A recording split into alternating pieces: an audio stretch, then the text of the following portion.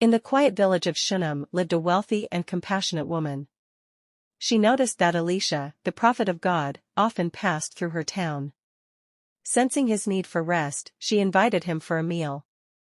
This simple act of kindness grew, and soon she said to her husband, "I know this man is a holy man of God. Let's build him a small room on the roof and furnish it with a bed, a table, a chair, and a lamp. He can stay there whenever he passes by." Moved by her generosity, Elisha wanted to bless her. When he learned that she had no children, he prophesied, "About this time next year, you will hold a son in your arms." The woman, surprised and cautious, said, "Please, don't mislead me, my lord." But as Elisha had said, the woman gave birth to a healthy baby boy the following year. Her once quiet home now filled with laughter and the joy of motherhood. Years passed, and her son grew. One day, he went out to the fields to be with his father. Suddenly, he cried, "My head! My head!" His father instructed a servant to carry the boy back to his mother.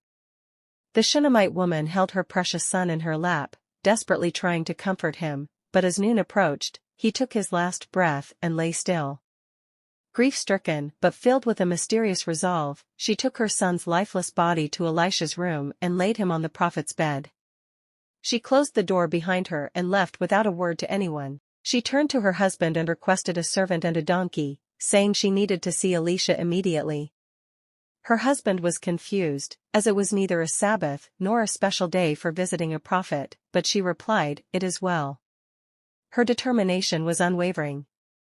She rode swiftly, refusing to stop until she reached Mount Carmel, where Elisha was.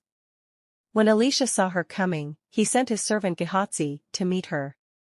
But she brushed past Gehazi's questions, reaching Elisha directly.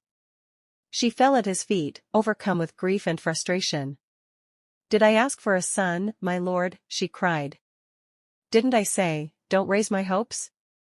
Understanding the depth of her pain, Elisha sent Gehazi ahead with his staff, instructing him to lay it on the boy's face.